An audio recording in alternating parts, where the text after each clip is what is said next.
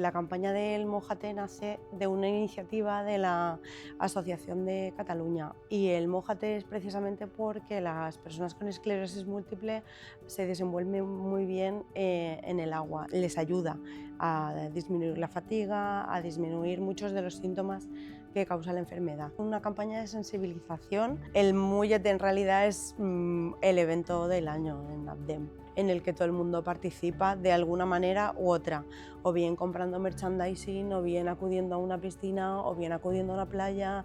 Normalmente pues movilizan a todo su entorno. Movemos a 60 voluntarios aproximadamente para poder realizar la campaña. Nosotros estamos muy agradecidos de que se reconozca la labor que hace ABDEM. Trabajamos para mejorarle la calidad de vida de las personas con esclerosis múltiple y es muy importante que se conozca lo que es realmente la esclerosis múltiple en todas sus facetas.